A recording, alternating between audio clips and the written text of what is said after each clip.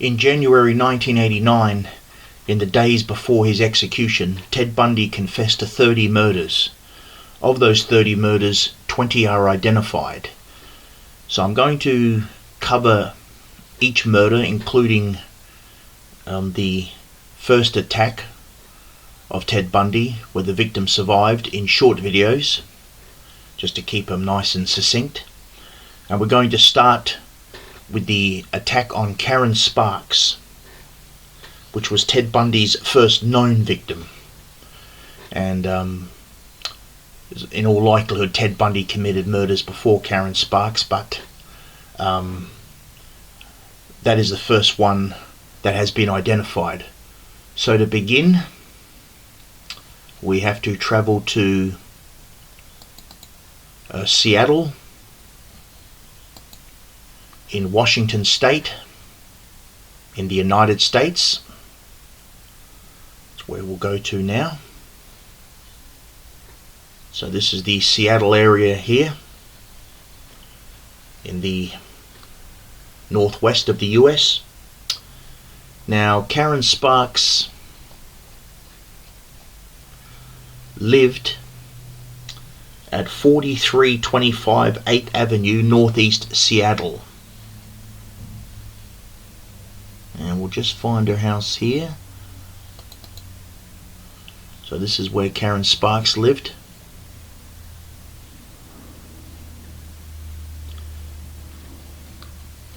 So this is where Karen Sparks lived, in here.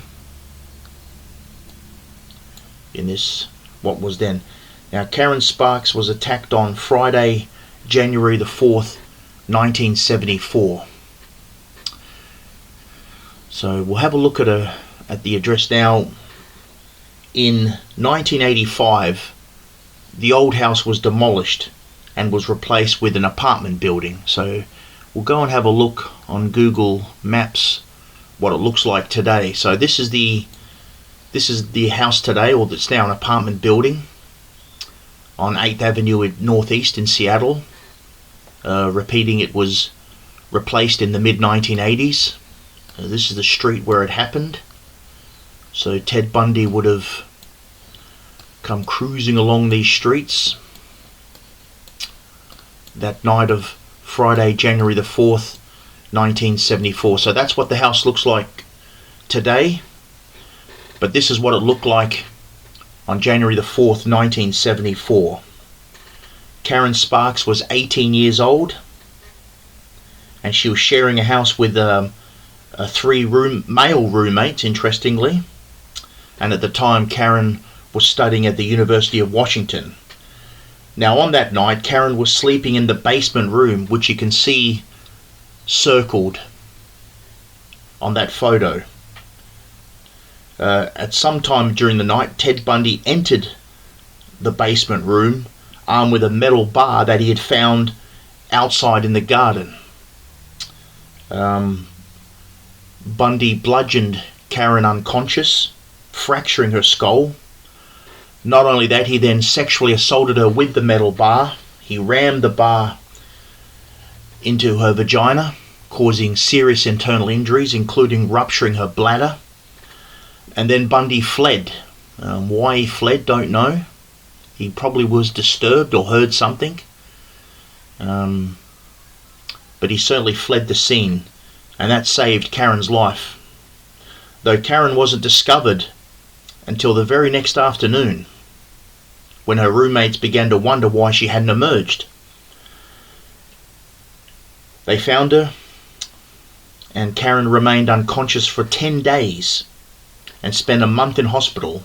And though she survived, of course, she suffered from permanent injuries, as you would expect. And as the recording of this, which is November 2025, I still believe that Karen Sparks is still alive.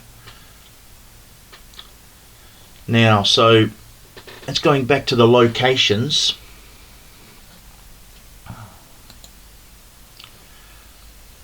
So this is Karen, as I said, this is where Karen Sparks lived,